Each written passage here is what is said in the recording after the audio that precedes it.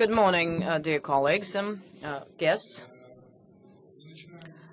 Now we start the work of our session, which is called Public Spaces Generator of Renewal. My name is Eugene Asse. I'm an architect, rector of Moscow Architecture School Marsh, and I do have something to do with designing public space and research of public space. I would like to introduce our guests and speakers to you, those who are going to present. Antoan Grombach, architect, head of the bureau Grumbach and Associates, one of the developers of the Big Paris concept and the winner of the contest Big Moscow. Antoine, you're welcome.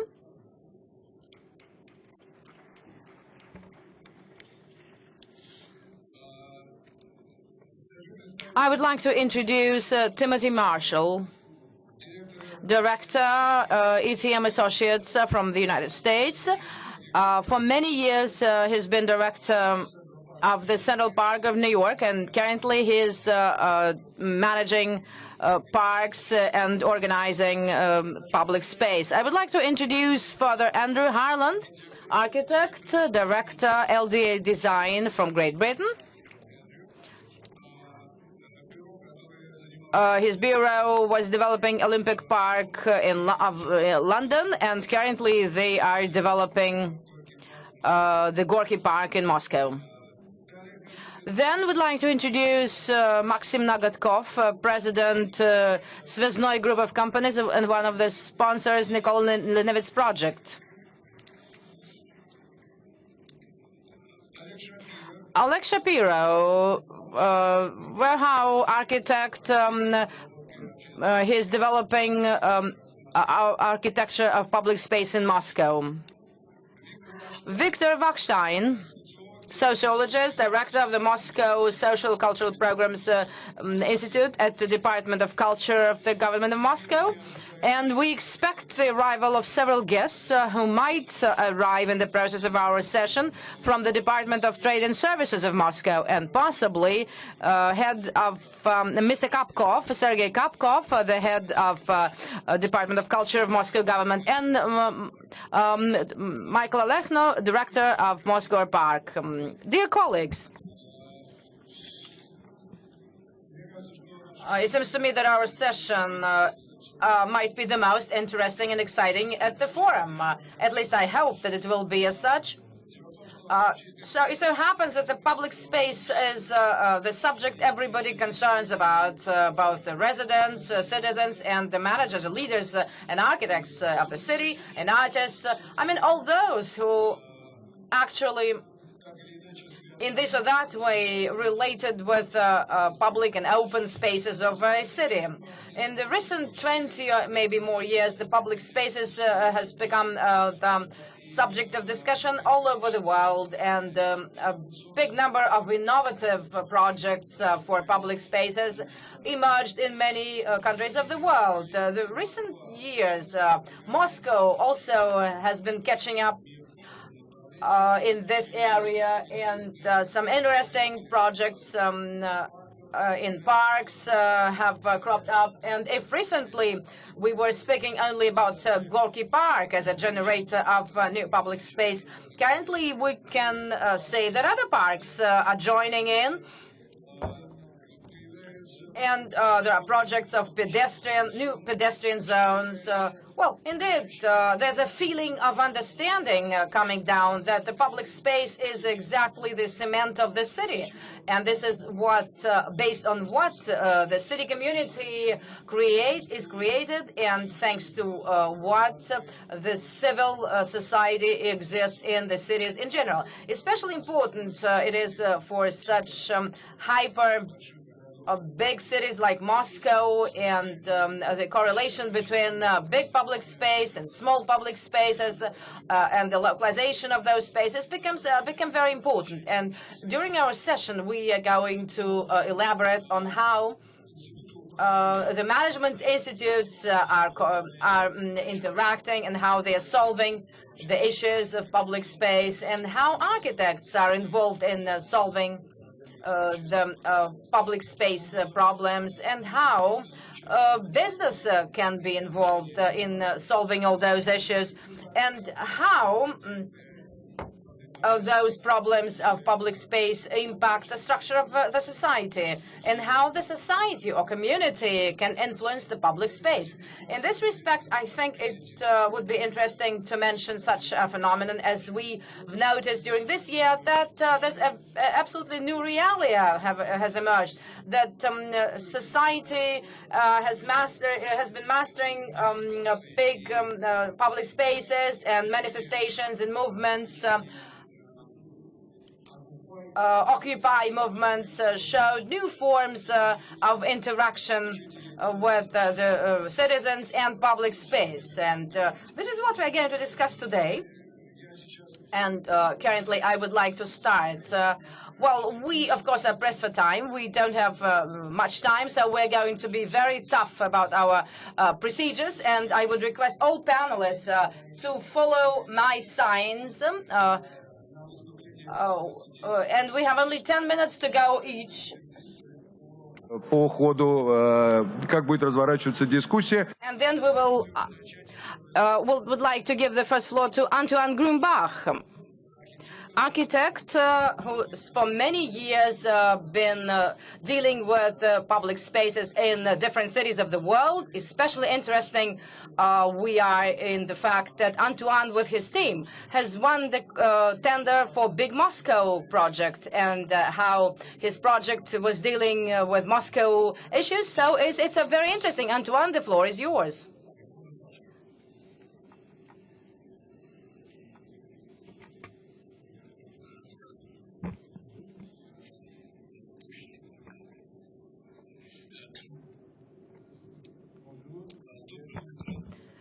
Good morning.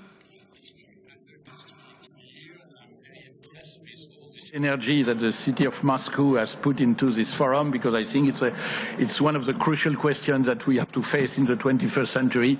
What are our city done? My interest about cities has been always turned into public space, and what is a public space, and also it has always been dedicated to that kind of thing, to look the city from the public space. But since a certain number of years, my concern is about a question, after having been working extensively in the traditional city and doing parks and public space in different cities of France, I've been much more confronted to the fact that the problem was the how does it work? Where does it work? That someone. I think it's on the side. The image, there was one image, it disappeared. Someone knows? Okay. If someone could try to bring the image back, I would please. No, the thing? No? Okay. Okay. So I've been concerned by the question of the megacity and the question of what is a megacity and how it is organized, because I think that the problem is we are confronted is this huge development of the city all over the world.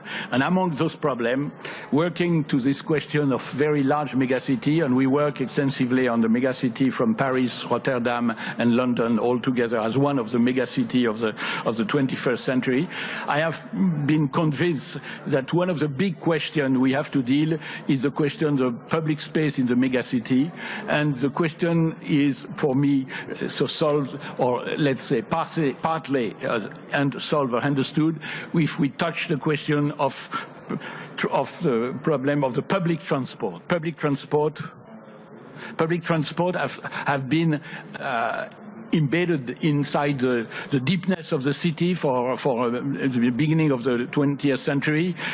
They have been extended more and more from complexity, and they create the real public space which have no tree, but which is a place in which thousands, millions of people are passing by every day. And I think if we think of public space, we have to be concerned that the public space of the megacity as a station and the system of transport transportation.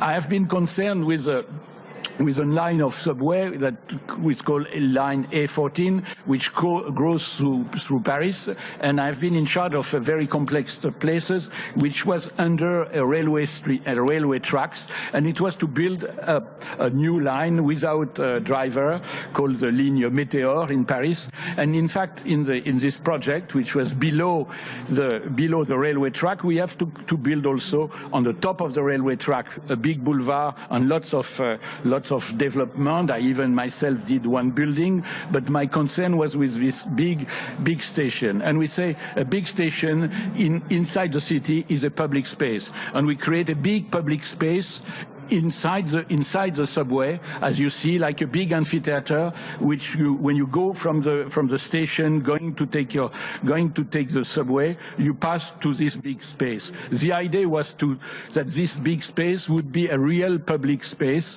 and this public space has been hosting as well as a mode défilé, as a skating ring, as everything. So this is today that it is possible below the surface, under the ground, to create big public space which are integrated into the public system of transport. But of course, But of course, on ground, and I like this image which I took at the door of the station in Amsterdam. You see bicycle, boat, that there are many systems of movement which are the public space and have to be organized and thought of definitely. In my thesis, when I was a student, I did this little diagram which will show my interest in the public space, how public space escape all the function which are created. You create a bus stop and suddenly it can generate many things. And I think we have to imagine that the public space are never something which is finished. It is always in movement. Even though the French RATP has just produced a new type of bus stop which is like my service station for daily life, which I was thinking of some 40 years ago when I do my thesis. I have been in charge of creating the tramway in Paris, all around Paris. We are going to inaugurate the second half in 10 days from now. And the simple idea that we bring grass with the tramway has been a big change. Of course, we plant 1,000 trees and also we enlarge the sidewalk. And yes, of course, the problem of the station was very interesting for me, because I want to say that from the smaller place to the huge complex of train, one has to dedicate a lot of things, and we plant trees with flower which make a little rhythm within the time of the season. And of course, we managed to create large public space with the subway, because the tramway for me is not a mean of transportation. It's a mean of reconquering the city for the pedestrian, reconquering the city for the people, and we enlarge the mission of doing the tramway by reshaping the shape and organizing also the development around the tramway. So we have been also, as you see, extending a lot of public space as we were doing the tramway. And above ground also you have projects. This is in Caracas, the subway arrived, and it is above, and you see all the public space that are created with the arrival of the tramway.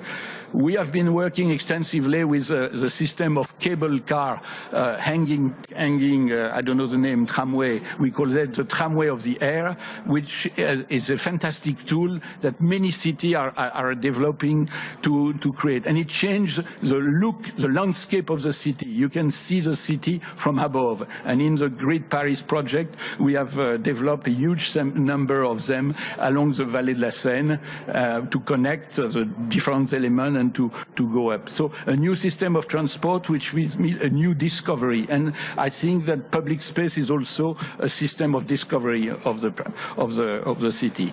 The Great Paris project, which has been characterized with my work to extend Paris to the sea and to the big port because of the economic importance of the shipping, which is 80% of the trade, of the world trade, has been characterized by the fact that we have dedicated all our energy in weaving all the system of mobility together. And that by that creating a network of public space all along those 200 kilometers between Paris and the River Seine, from the bicycle track to the TGV, the high-speed train. For Moscow, of course, I came with all this experience in the head, and of course, one of the things was to establish the Moscow at a very big scale. That was a part of our research about Moscow, capital of Eurasia. But then it takes what are the public space that is certainly deal with all the movement. All the movement that is, in a way, the fact that along the corridor of movement, where you have the freeway, where you have the train, the city has grown extensively. And in the extension, the southwest extension, what the idea that we should keep the forest and we should organize. The basic idea is, for me, all over the world, and I hope we will be able to develop that also in Moscow, no urbanization which are not served by public transport. No urbanization without public transport. And that we try to show how we can organize this thing. Another theme which has to do with nature, because I am not only doing subway or train, but also working lots on parks, that in Moscow, the presence of the forests inside the city and outside the city is very important. The presence of the water with the Moscova is fundamental, and I think Moscow has to recapture the energy, the identity, the image of the nature, which is a fantastic public space all along the city. And many projects are possible, huge amount of projects, I would say, and they are, I see, for me, a way of reconciling the city with the nature. The blocks in Moscow. 1 minute. 1 minute. Okay. The block in Moscow are special. They are very big, with garden in the middle. We try to create a system for the development based on this idea of very, very great blocks. And we create a real dedication to the system of transport, to the system of railway transport, arriving with this big circular system, which the new station connected with the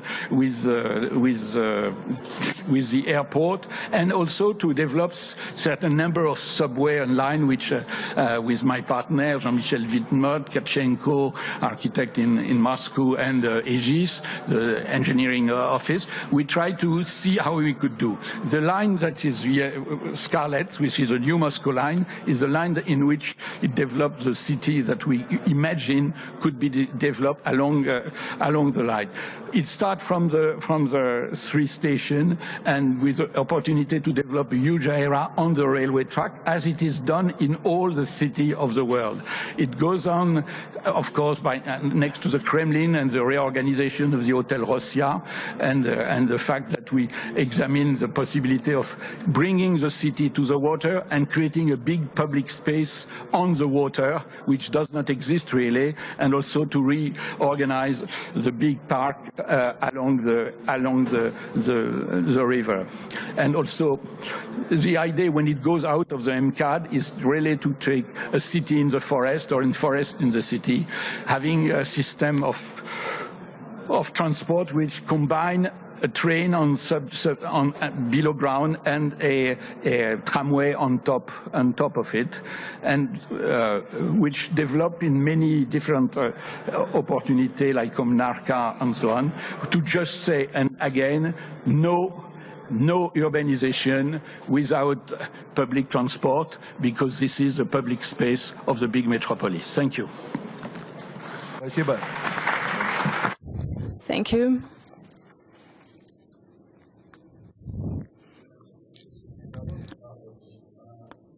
Thank you, Antoine. Antoine took his 10 minutes to bring us from Caracas to Moscow, thanks to his great illustrations and slides regarding the public spaces. And now the floor goes to Andrew Harland. He is going to speak about his experience of designing the Olympic Park in London and how and how this park can develop in the future and work as a public structure. If I'm not mistaken, understanding his topic. 10 minutes. Here on my second visit to Moscow. I'm going to now zoom down into the kind of detail of public space and look at the transformation area of failing city into green space and how it has become a focus for regeneration, for creation of a new community and also existing communities, and then look at that green space and how it operates and the essentials for me about green space and parks, the Olympic Park, which is the specific place in question, is that of course it must look beautiful, and many people just think it's a place to go to, a beautiful place, but actually it must do many things, and that's a fundamental part of green space in our cities looking forward to the future. And if I have time, I'll just touch on the issues of phasing of green space in relation to regeneration. So, okay, I'm having the same problem. Oh, here we go. This is a plan of London. Actually, it was done in 1940 by a very famous planner. And it shows London, a diagram of London, of which the brown blobs represent the different neighbourhoods. The orange and red represents the wealth and the power of the West End of London, and the blue represents the financial presence of the city. And down the right-hand side, you can see a sort of north to south, a kind of bluey, dark grey area, and that is the River Lee. It was the heart of the East End, the industrial East End of London, and that was the traditional place of the industry of the city. And that is very much how London has developed since 1940 up until very recently. The Olympic project came along, and the objective of the Olympic project was not fundamentally a park, although the park is actually at the heart of it, but it's about regenerating an East End of London that balances the West End. And at the centre of that is the idea of the creation of a series of new neighbourhoods and a new park, much like the Royal Parks in the West. And it's that Olympic Park that simulates the park as a focus for this new development that I want to concentrate on here. And this now, digging down into the site itself, is the site of the Legacy Master Plan. Obviously, the Olympics has just finished, and we're working hard now on transforming the park and beginning the process of development. And you can see down the centre, down the river, down the centre is the park, and on either side the areas of new development that will be built out, 5 new neighbourhoods, 8,000 new homes, with the kind of concept of live, work and play at the heart of the whole master plan, so a sustainable community, great residential areas connected to approximately employment of about 8,000 jobs, a great education system, and of course the opportunities for play and leisure, of which the park is at the heart of.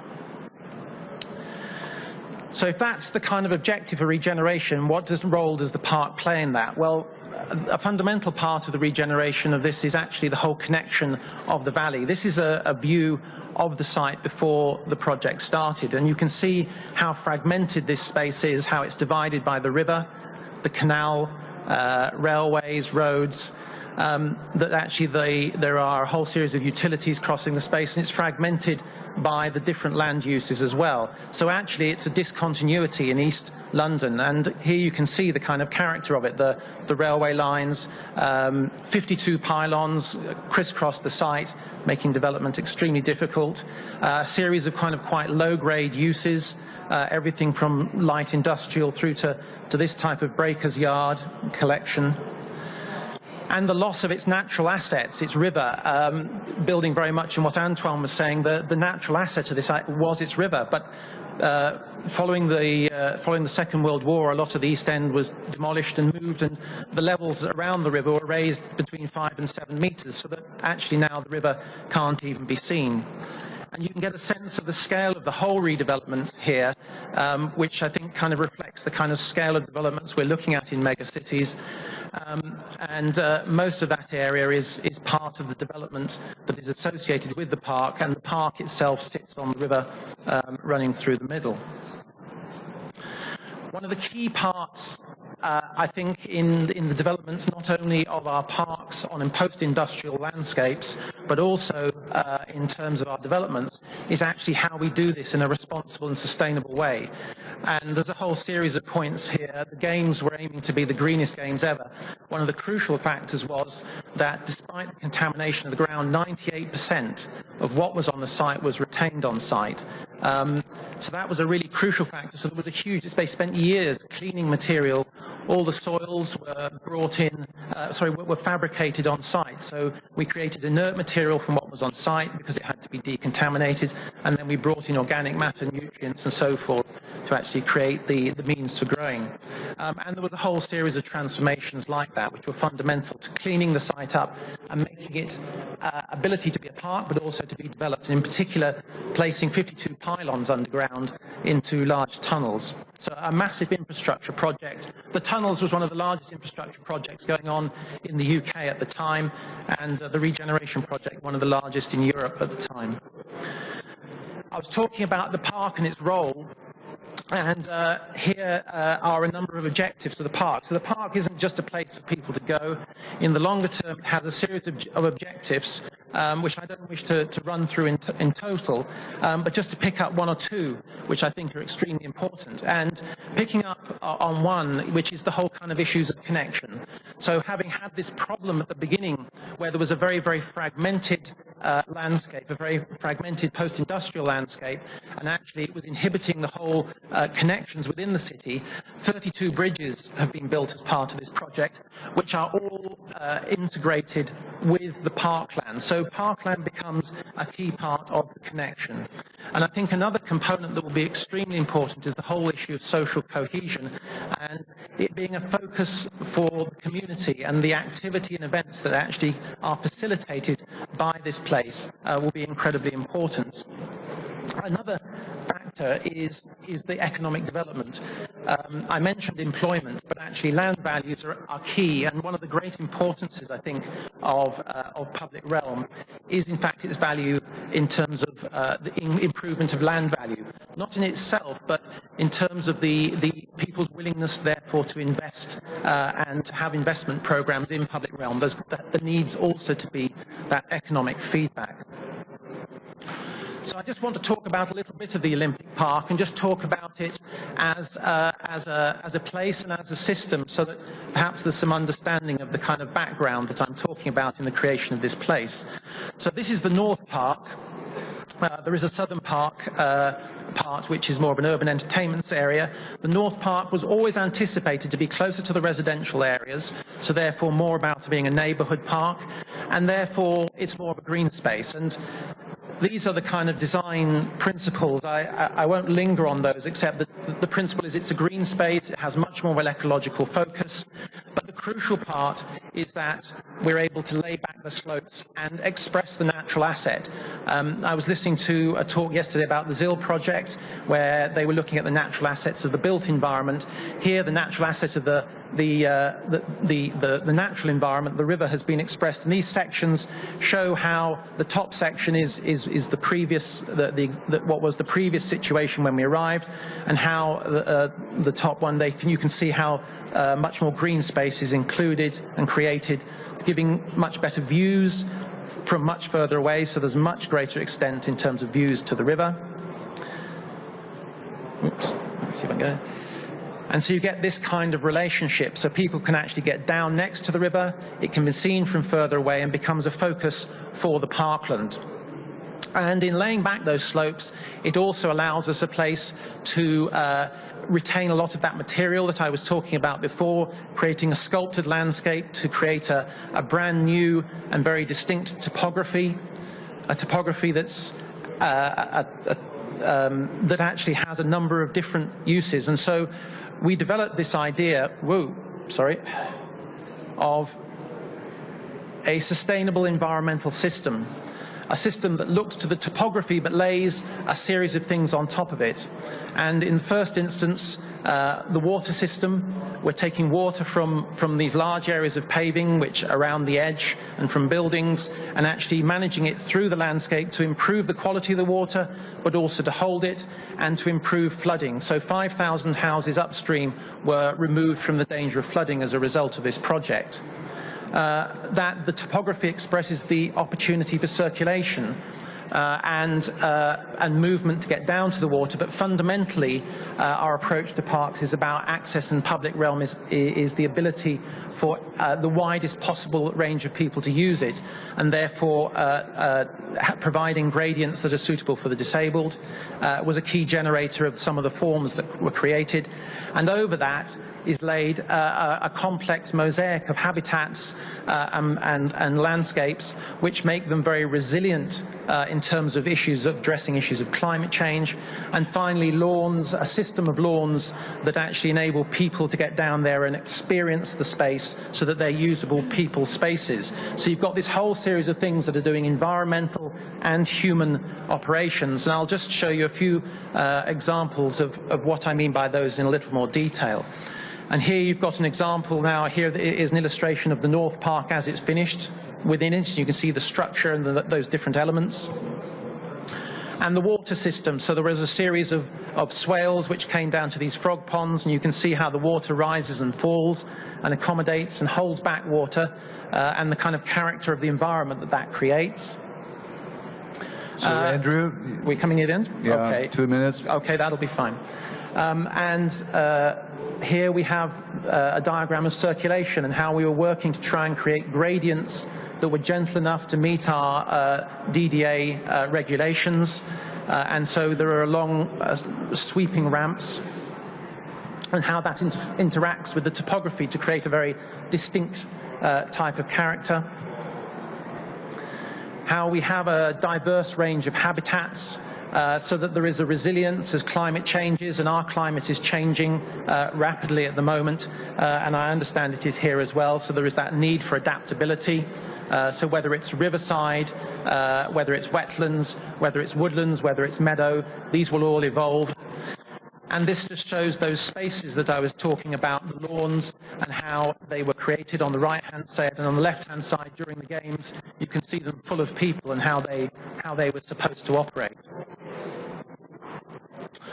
And I'll leave on this final slide, which is really just about regeneration and phasing. The games was obviously an artificial moment in time in terms of a normal regeneration project. But actually, many of the things are very similar to a normal regeneration project. Things happen, but there will be lots of land waiting to be developed out at subsequent stages. So we need to think about the development of our public spaces where there is new development in a kind of phased way, so that we actually have an objective, a master plan with an end vision, but then think very carefully about how they are developed going forward, so that we actually create safe, welcoming, engaging places during that phase when there are large areas of empty space, and that actually they're still really, really well connected, because it's the connections, exactly as Antoine was saying, it is the connections to our green spaces that are so fundamental to their future and ongoing success. Thank you very much. Thank you. Спасибо. Спасибо, Andrew. Thank you very much, Andrew. A very interesting and insightful presentation indeed. I'd like to draw your attention to 2 points here. You know, this part of this project devoted to eco-development, and number 2, this concerns regarding the future of this territory, and the things that you are very active in thinking about it. And I think Moscow has to learn from this experience as well. And now the floor to Timothy Marshall, who was the director of the Central Park for a period of time. He is now the director of ATM Associates, strategy development of public spaces and management systems for such spaces. Highline, New York, he was one of the developers for the project, and now he is cooperating with Andrew and the LDA company, working on this project of Gorky Park. Timothy, please, you're welcome.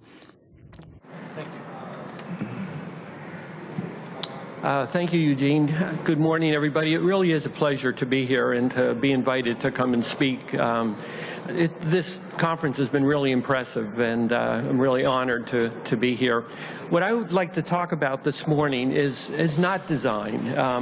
I would argue that, you know, we think of design, then we build it, and we sometimes forget about the management piece of the project. And I think long-term, the management of public space is probably the most important aspect of what it is that we do, and ultimately we'll spend more money managing the park and maintaining the park than we actually do on the construction of it. So, you know, here it's really one of the three key components, and rather than thinking of these sequentially, we've been sort of proposing the idea that we really start to think about the management, the maintenance, as part of the design process and not this linear process. And I want to talk about that and use some examples of some projects that we've worked on. And I'd like to finish up, we worked with Andrew on Olympic Park and sort of how ultimately the management decisions are going to determine somewhat what that park actually becomes. And so, you know, we know about good design, and we need good design. That's the infrastructure, the basis, the foundation of what it is that we're going to work on. But after that is designed and built, what are the other pieces that also are the ingredients that go into making up a good, successful public space? And, you know, we have a list here of the focus management. You know, maintenance is just so critical to what it is that we do. This is a living environment. When the park is built, it's not done. It's not like a building that the infrastructure is all there, the building is there. Our work really is just beginning, and that ongoing maintenance is really what's going to determine this success. And I'd like to just walk through some of these different elements. All right, I'm having little problems here too. So I'm going to use examples from I'm in the States, and these are just some projects that have been successful. You know, things for people to do, and not just big special events, but smaller things that attract families, that really get people to come and use the space on a day-to-day basis. Big events bring people in for one time, but what about the Tuesday afternoon, the Wednesday morning? How do we really build sort of a baseline of use, because what we find is that use is what makes public space safe. It's not police, it's not CCTV cameras. It really is the presence of people in public space that makes public space safe. And what are the opportunities for education, you know, other kinds of programming? The presence of women and children in parks are the perceptions that if we see women and children, we automatically begin to think that this is a safe place to go. The Project for Public Spaces a while ago kind of came out with this, a quote that management is sort of one of the key reasons of why these public spaces have not reached their design potential. Central Park, for those of you who know it, in the early and mid-1980s, the perception was that if you made it across Central Park without being mugged, you should go buy a lottery ticket because today was your lucky day. And but that was not really the reality, but that was the public perception. And the public perception is probably the most important aspect of what's driving us. Well, we started to work on Central Park. It needed so much work that the easy part was kind of listing all those capital or development improvements that would be needed. But I would submit that the key to the success of the Central Park effort is the fact that we also put an equal amount of effort on thinking about the management. What was it that we were going to need to sustain and protect the capital investment over the long period of time? What we were trying to do is break this cycle of you fix it up, you watch it go down. You fix it up, you watch it go down. So that was really what we're trying to do. And the management, as we see it, really is kind of the overall governance or the operating model in the United States. There's a lot of effort right now being paid to looking at different ways to manage public parks. Of course, it goes without saying is maintenance, but it's also all that operating stuff that goes on, how people use the space, concessions, you know, the opportunities for revenue. And so let me go through quickly a few examples. Central Park right now is being run as a public-private partnership. It's being managed that way. The City of New York has a contract with this nonprofit organization to actually run it. It's still a public park. It's not a private park. And there's 34 million visitors that come to Central Park each year. I mean, think about that. 34 million people that are throwing garbage into trash cans that are just pounding the landscape. So it's the biggest challenge in Central Park today is the fact that it's being loved to death. A very different operating model or management model is out in California. It's called the Yermo Bueno Gardens, where it's actually a private entity is maintaining and managing the park under contract with the city of San Francisco. It's still a public park. They don't charge for admission, but it is a private entity that's actually being paid to, it's a nonprofit, and they're being paid to manage it. And why have we started to look at these partnerships? Because the city, what we found is that the public sector can't do everything. There are budget realities. There's a change in political leadership, which changes priorities. And so we found that when the public and the private sector come together, that really is it's a very dynamic system that can work. And that management is, it needs to be long-term. I mean, here's a picture of the Great Lawn in Central Park. The top picture, I mean, to call it a lawn is a little bit of a misnomer, but when the bottom photo is what it is today. And I would submit that, yes, the capital improvement was important, but more importantly has been the ongoing kind of management of this green space to protect it, not only as used for athletic events, special events, but also as a green lawn that people can come sit on. And, we use both in-house or, park employees to maintain as well as contracted services. We can't do it all, and so we have to figure out what is it that we do best. What is it that we don't do best, and how do we sort of put that all together in a proper way? And I don't think we can ask workers to do their job without the proper facilities, without the proper equipment. So these things really all do link together. This is actually the High Line in New York City. The High Line is 20 feet up in the air. Just picking up garbage and getting rid of garbage every day, you're 20 feet up in the air. How do you deal with that? And so, all of those kinds of things that we typically do had to be rethought as part of the High Line effort. Events and programming, as I mentioned earlier, it's important that we get people into the park. We get people into the park at different, we provide options and varied activities for folks to do. The ice skating rink, while not as dramatic as the one in Gorky Park, this is actually in Texas where it's 70 degrees outside and they have ice skating. It's been wildly successful. It generates revenue for the park and gets people into the park in January and February when typically they would not be in there. So this use of events is a way to get people into the park when at times when they would not normally be there is sort of one of the goals, not just events for events' sake. Point State Park in Pittsburgh, it's an interesting example is that, they bill themselves as Pittsburgh's living room. You see in that slide that the little bit of green open space that's there is just packed with people, but they have event after event after event, and what was happening was that the very reason that people came to the park, because it was this oasis and a place where you could go, but there were so many events that the events were actually beginning to destroy the fabric of the place. All the cars parked all over the lawns were starting to affect the trees, compact the soil. I don't have to sort of go through everything, but it was really starting to destroy it. So when we were looking at this, the most important part of the design effort was to really manage the events, figure out how we were going to deal with the events, because it didn't make any sense to redesign it, let everything just continue on as normal, and eventually we would just undo or destroy all those improvements. So managing the events,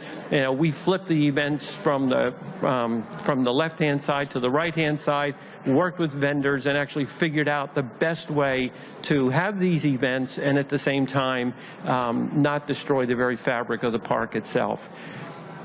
Security, making people feel safe.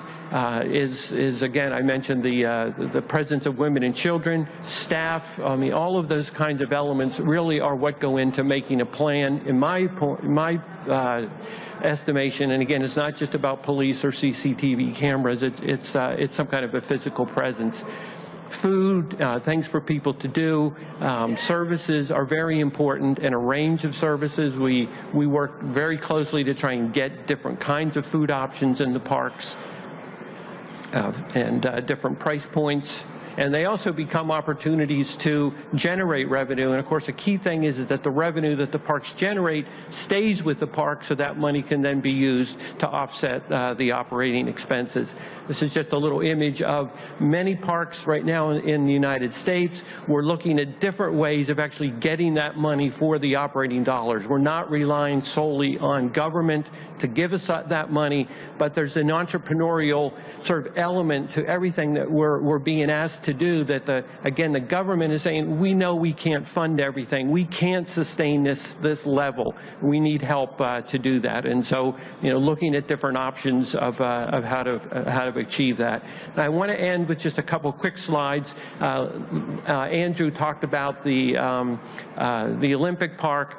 We worked with them on that. And it's a really interesting, to me, it's a really interesting issue right now that kind of confronts Olympic Park, is that, here you had a facility while it's going through transformation, but there are a lot of facilities there that were really athletic facilities that many of them will remain.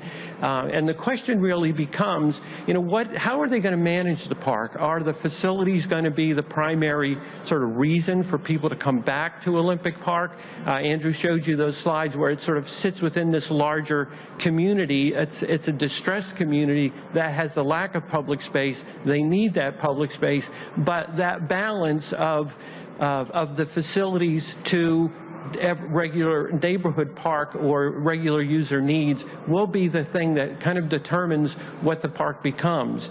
If you take the Olympic Park and the areas in black are all the facilities, and you kind of strip those away, sort of saying, well, we can't really picnic where the stadium is or where the velodrome is, there's not a lot of open space remaining in Olympic Park.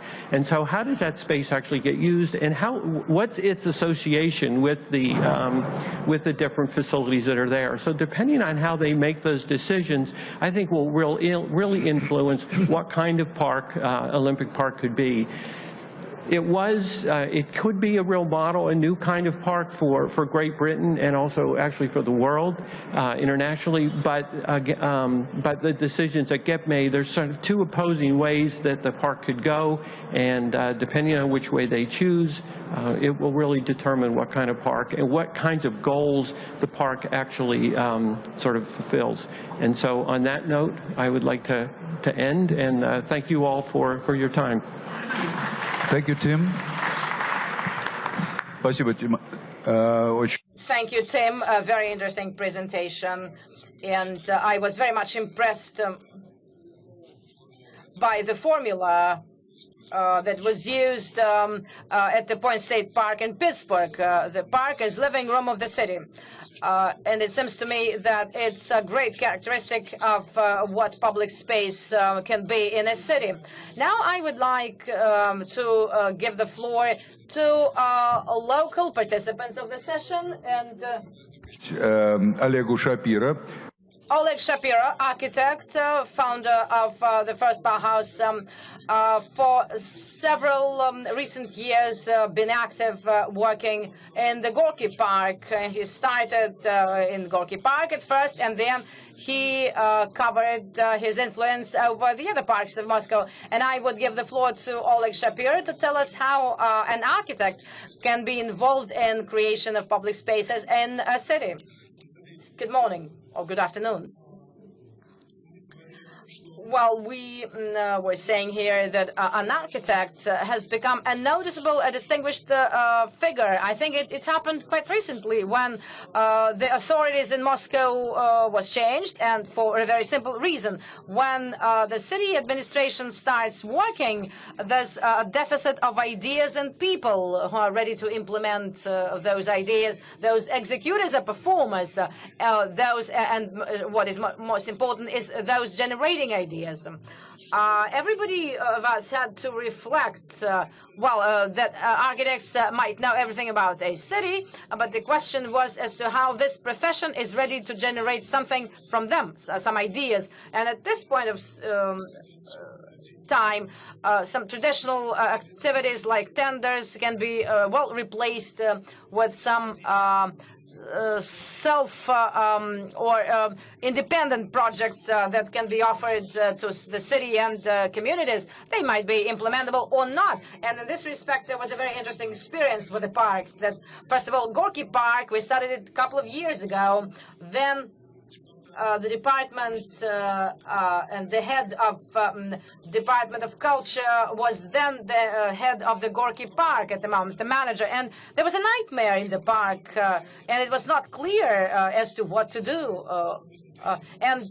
Together and jointly, the Strelka Institute, we are the founders, our bureau is, and the park administration.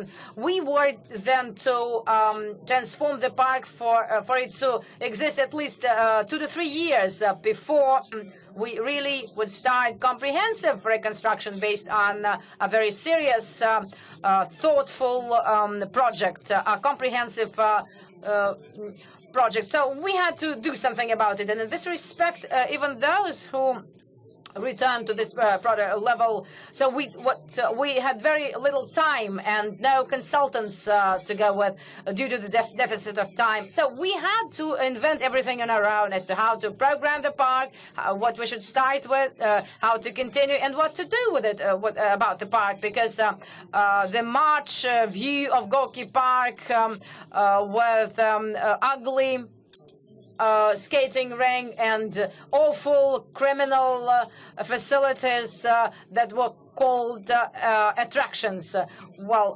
It didn't inspire us at all. So we had to start with something, and strange it might seem, we came to the end of the park. There was an open space free of all those carousels, and there was a part of embankment, quite ugly, and we decided to start with that and put a beach, a wooden beach, because there could be no other beach there. It didn't matter how to start. We decided to start with that part, and then when the park itself, the park was designed to be public, and for the couple of years we were doing it, the objective was to make it a big public space, unlike other parks that we do. The Bauman Park, another one, that's a local park, and we had to decide how the local community, the people of the neighborhood, could use it and could accommodate it, because before that it had not been a hotel, but just a corridor, because one part of the city was transiting through it to the other part, and maybe very early morning there are some young mothers with babies were strolling to and fro. Just two objectives parallel. It was interesting to do it parallelly. The second question, of course, with a big park, was in the conditions of Russia as to what we could do there in winter. Because it's clear that, like Tivoli Park, in winter it is just closed. And the Gorky Park, we didn't want to close it for winter. So we decided to have a skating rink there. But you should understand that the skating rink, this gigantic skating rink, from the very beginning to the end, it took us 4 months together with the implementation, to implement all those ideas successfully, or not so much. It seemed for us that it would be quite successful. We had also to monitor it, because the contractors, we selected them ourselves, and we were always aware of everything they were doing. And I don't know, it was my first experience in Russia. It doesn't happen very often, but contractors depended on us, and they could not be funded or paid before we accepted the jobs. And that's why it was sort of a success. And it was because everyone was enthusiastic, and the management, the administration introduced a lot of courageous ideas, very brave days from them, opening for instance, a park around the clock, no fences. Well, it was not quite obvious that it would be a success at all. And the story had several implications. One is quite curious. For instance, when after the skating ring became very successful, the Moscow government decided to open 133 artificial skating rings. I think it's a mechanical replication of success. But the second implication, which is very important for me and fundamental one, that the authorities finally realized that the public space, not only trading center or transport or housing construction, but public space as a subject can be in demand by the communities, and it is very popular and makes people enthusiastic. And currently, thank God, I think that we did contribute because everybody feels enthusiastic, and the authorities are too, and the public space is now on the agenda, not only theoretical, but practical too. So what we should do next? Well, at least we believe, as was said, we are trying to generate ideas permanently, and the city reacts, not always successfully so, but it seems to me that the pressure should be there with offers, and we should throw in offers, and we should invite colleagues to be involved. Less visible and less known was a less popular project that we are currently trying to, for some time already, to somehow popularize and talk the authorities into doing it, is the low embankment along the Moscow River. And it's a very simple problem, and my colleagues mentioned it already, that in a big city, water is a resource that is lost mostly, and historically it so happens. It's inevitably, it's same in London or Paris. Along the river, more often than not, there are not people, but transport. Cars are going to and fro, and we have to do something about it. Quite a difficult task. Well, it's impossible to get rid of them. Some pieces we can take to do, some not.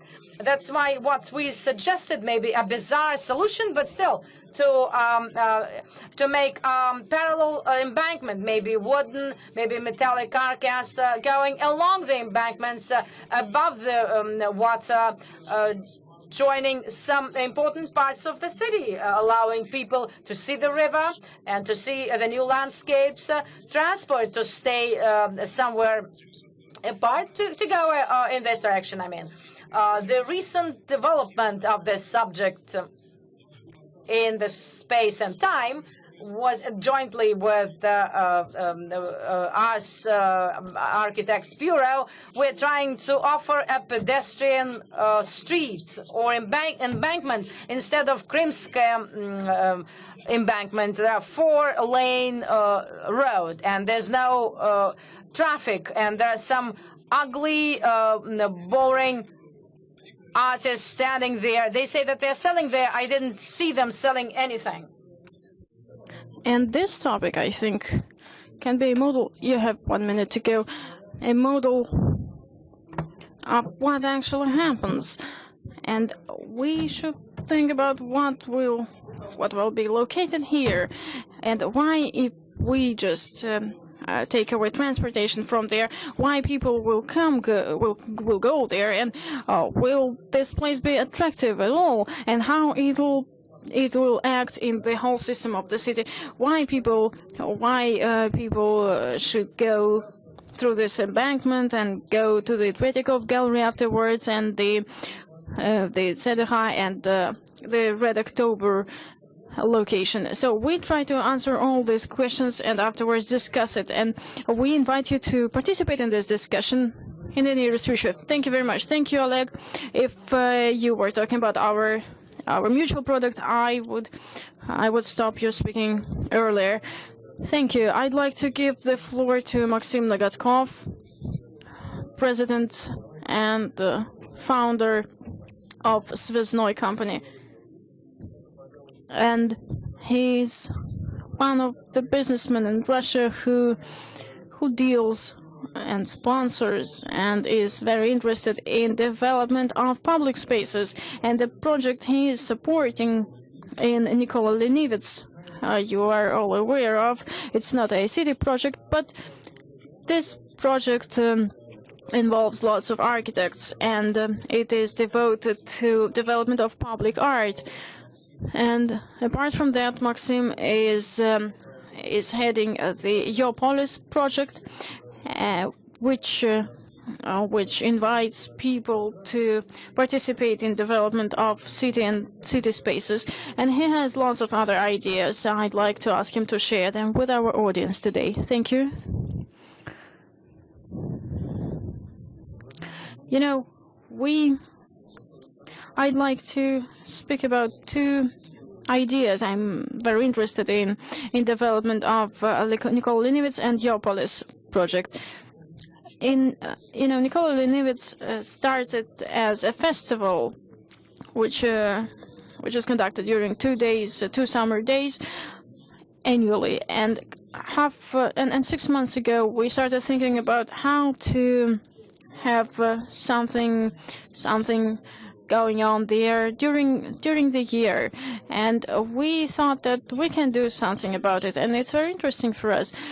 And in Russia, people living cities, when they leave cities, they go for their vacations to various country spaces where they have their houses, and that's it.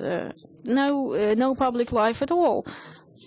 And we want, in Nikola Lenivets, we want people to bring there not just to rest and relax, but to develop themselves. We want to start courses and workshops there, and we want people to come there and create projects and work through all over the world. Megacities grow larger, but in Nikola Lenivets, I think it might look different when people just come there for a couple of days and just relax and do their job and outside of the city. And my schedule actually allows me to go there and do part of my job there. And I think creation of public spaces, both in Nikola Lenivets and that new project we are doing today, Yopolis, I mean, involvement of people is very important. You know, the thing is that it is important that people feel public spaces as their own spaces, for them to be able to be creative and realize and fulfill their capabilities in these places. And Nikola Lenivets is an example of this chaotic development where we enable artists and other people to create and express themselves in this particular location. And as I already said today, one of the mottos of the project is live, learn, create. We think that, speaking about education, we think it very important that we educate people through creativity, through interesting creative projects. People should know what they want to do, and afterwards should realize that, and afterwards start seeking for ideas they lack. Just a couple of words about the Yopolis project and what we do within the framework of it. We've launched the project just recently on the 22nd of November, and actually we want people using direct democracy means to make decisions about how their neighborhood, their city, their country should develop. And what we did, we gave them an opportunity to initiate projects, initiate various interesting activities, and vote for various things. And this idea of pedestrian Krimsky embankment is supported by 1 million people, and 100,000 people think that it's a bad idea. So this voting instrument is very powerful in activization of the city life and how city budgets are spent. In lots of countries across the globe, a large part of city budgets is allocated through this direct democracy instruments, and people think how they should better spend the money of the city. And of course, for instance, in Madrid, they use this instrument very actively. And if we have politicians making decisions, understanding what the citizens think, it would be a better thing to have. And people can initiate projects and implement them not only through authorities, but also they can do crowdfunding, and they can be united around publicly important spaces and ideas. And it is also important that people think not only in the limits of their own flats, but in the framework of their own neighborhoods and cities and countries. They should think of these spaces as their own, not just something that was created by strangers and people and those in power, but our motto is me, my city, my country, and we want people to feel that they can influence the situation and develop public spaces in their own interests. Thank you. Thank you, Maxim. I think Maxim's presentation was very nice in terms of connecting to our next speaker, Maxim Vakhshtayn.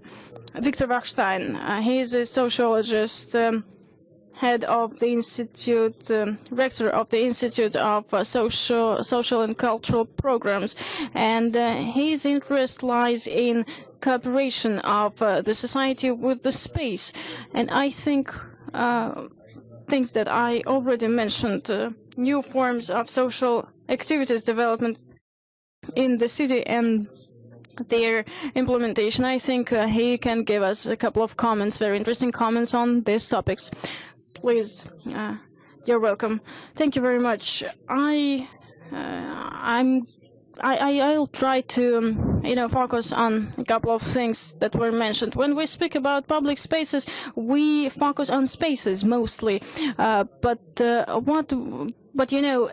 space becomes public thanks to the efforts of those who create it. And the whole thing started with designing. But I'd like to shift this focus from the word spaces to the word public. The design is not... Designers do not think of public. They start thinking about spaces first. So reconquering, reconquering this term is very relevant here. Last year's experience showed us that this Occupy movement in Moscow's boulevards became public spaces when people came with their camping there and started their activities. Communities create these public spaces, not architects, and that's why we should think about public spaces as the spaces of identity. Like agora in the old ancient Greek polis, where people think of themselves as parts of community coming to a place in a space. And the same thing about the market bazaar square in ancient Eastern cities. So, we can be quite cautious in terms of comfortability of public spaces. It's not that you feel comfortable at public spaces. Public spaces, those are places where you feel the connection with other people around you. And the problems start here. When we do projects by an instruction of the Department of Culture of Moscow, we can see that more than 60% of people living in Moscow do not feel themselves Muscovites and do not feel any connection with the city. We can say that those are immigrants, but no, actually 20% out of the 60% are those who were born in the city, and 10% out of the 60 are those who've been living more than 10 years in the city, and 73% of those who came to the city during the recent 7 years are hoping to go away from the city. And when we ask them, where do you spend your money, the economically active people say that in St. Petersburg and abroad. So in other words, Muscovites, the information we got from focus groups and various polls, Moscow seems like an office city. You can be located here, you can work here, but it's not a place for living, and it's not a place for identity. It's just a city where you work in shifts. And, the percentage of people who are going to spend their Christmas vacations here. Of course, the Moscow government think that all Muscovites will stay in the city and will participate in all the events they're going to arrange and organize. But this living room of the city is being destroyed, because you cannot have your living room in the office. Smoking room, yes, it's a public space which constitutes the office as an office. But when you think of this public space as a space where people live, it's not very surprising that you have a smoking room as a result, because calculating the transportation costs you will have to bear if you want to get to the city center to take part in various festive activities. You understand that it's quite a tough pattern. But public spaces in Moscow do not work as identity spaces, because Moscow is one of the largest cities with the weakest identity of all. And the second point is that public spaces as a generator of development, we should think of what kind of development we mean. This reconquering of public spaces by communities, we speak about political developments, and public spaces are those that set up politically active public spaces. And this example of the Manezhny Square, it is now being developed in a way that would not allow people to come here in big numbers, because if you have a large open space where lots of people can come and be active, it is dangerous. And now the whole square is developed in a way that would not allow for that. So, but if people want to be gathered somewhere and want to come somewhere, they will. But another thing, this space of political changes, are we prepared for that? And again, about the parks. Parks are public spaces. They are institutions under the Department of Culture of Moscow, and they are attractive for people, because when we analyze people, we can see that there are three cultural needs, main cultural needs. First of all, museums and comparable institutions. In London, number one, theaters, then museums. It's in Moscow, the picture is different. Number two, events. People go to places where something interesting happens. That's how they structure their time. And local environments. need number 3. So you want to go out and find yourself in a comfortable environment where you can feel that you are part of this place. And parks actually cover all these 3 needs. That's why 85% of Muscovites visit parks regularly. But the question is, why do they go there, and how often do they go there? And of course, everything is connected on the events that take place there. That's the main thing why people go there. So to form public space without understanding how it will work and live and what events will take place there, that's the whole point. But if we look at how parks are managed, they are not assessed as living rooms and or smoking rooms in offices. They are seen in this totalitarian logic: one space, one function. And parks, they are seen as lungs. Green lungs of the city and something that produces oxygen for the city. And when you say that people will come there, and we say that the people want events, want entertainment, we should understand, realize that until the whole logic doesn't change, this process, this space is seen as a green part of the city. An economically viable strategy for a park director is to, plant lots of trees and just arrange nice paths around these trees and do nothing, because that's how they think the park should work. But 3 main things are important here. First of all, regarding the needs of citizens and cultural needs of citizens.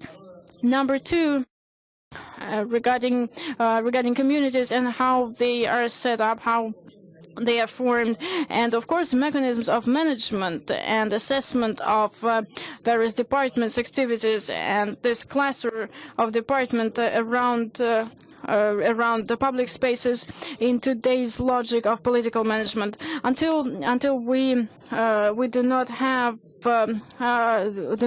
this these questions answered, our public spaces will be too vague to understand. Thank you very much for your interesting but not very optimistic forecast. In the first round, we have Elena Popova, a representative of the Intega company, one of the sponsors of our forum today, and I'd like to give the floor to Elena. Yes, we have a microphone there. Elena, please, you're welcome.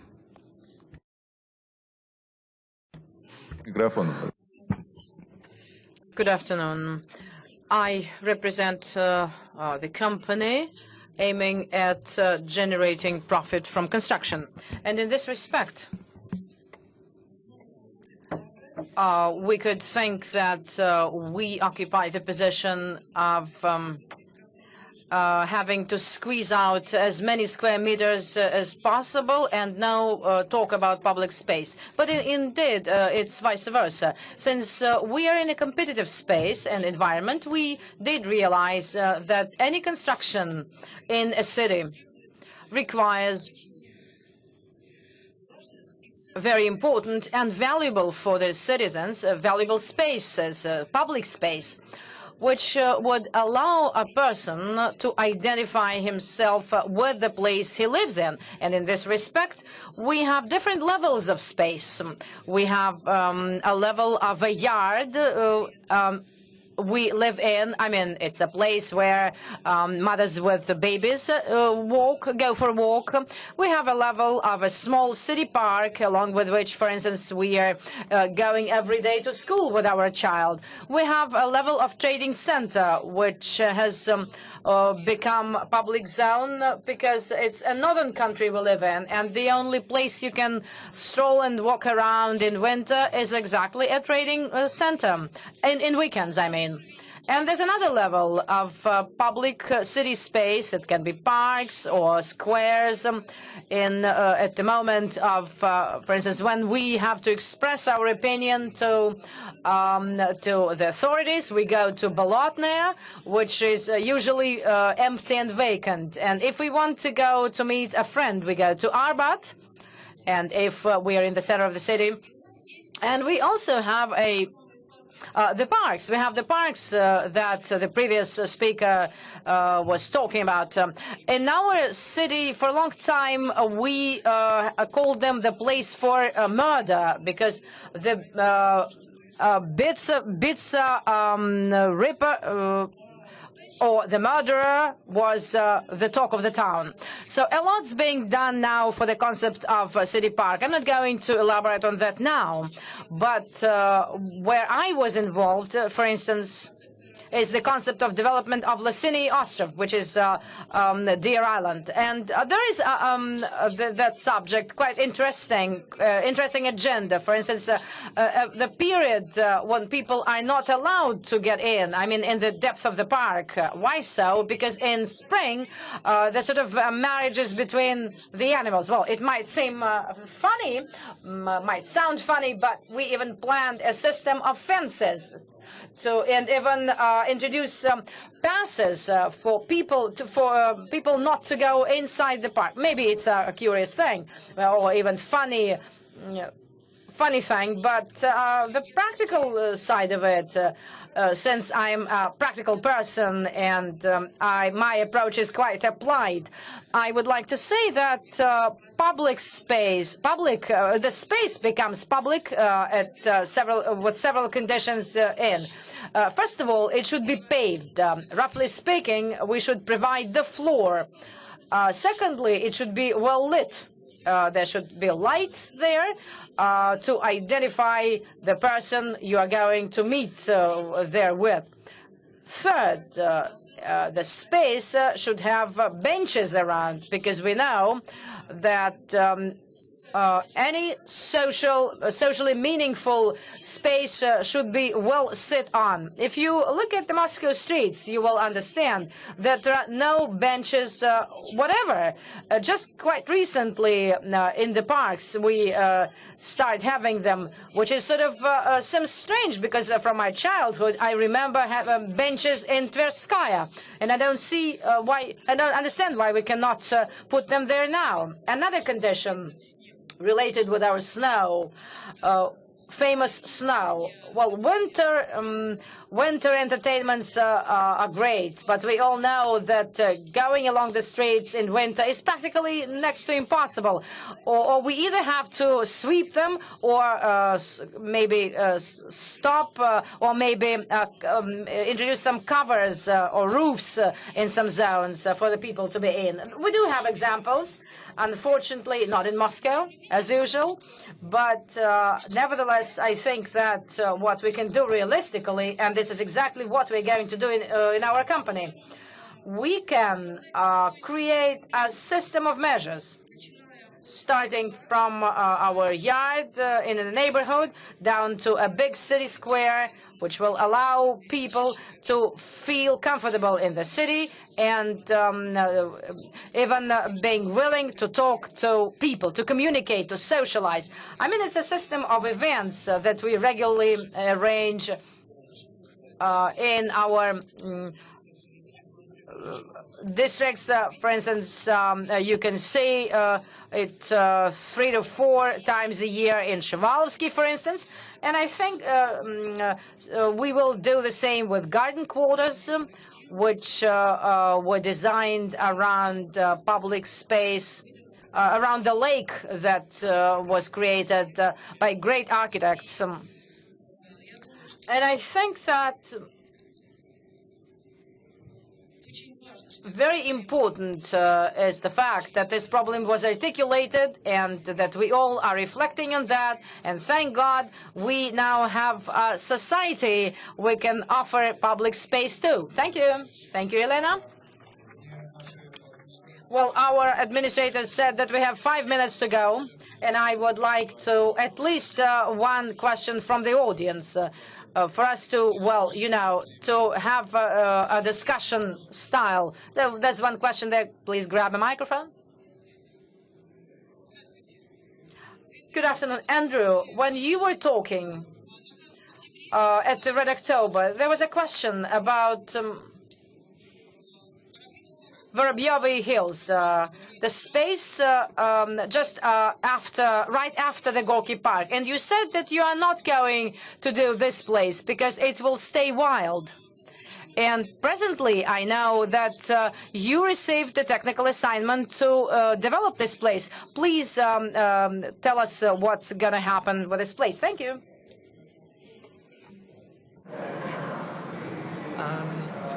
Thank you for the question. We're not involved in the woodland. The only element we are involved in is the footpath that runs around the edge of the river.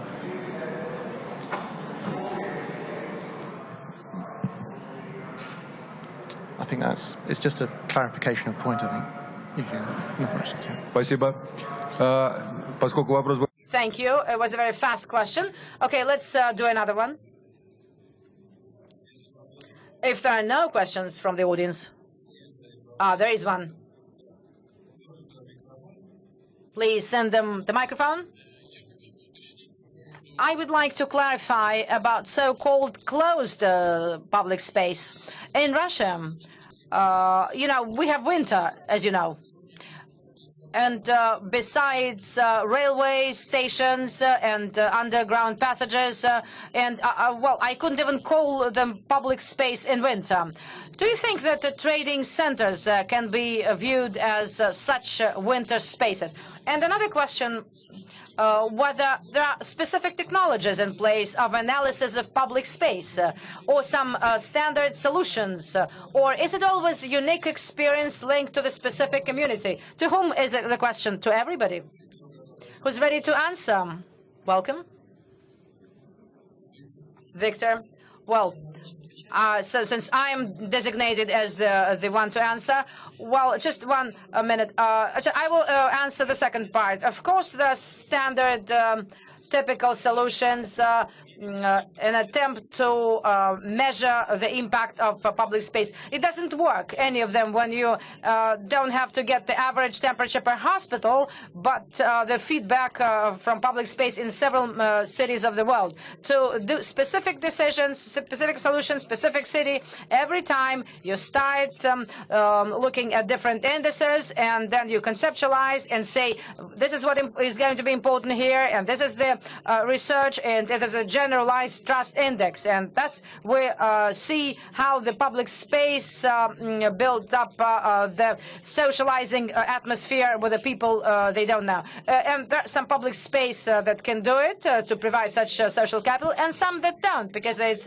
just, for instance, a forest, a pathway, and a gardener there. And no, every technology of public space evaluation should set up its methodological architecture based on the specific community, specific place in space. Thank you. Gentlemen, ladies, since we are through with our time, I would like to say thank you to all our panelists and participants for very interesting presentations. I don't know about you, but it was really curious, and I was excited to listen to everybody, and thank you very much, everybody. And the subject we talked about is endless, and I hope that in a year's time we will meet again with our guests and continue the discussion about public space. Thank you very much, folks. Thank you.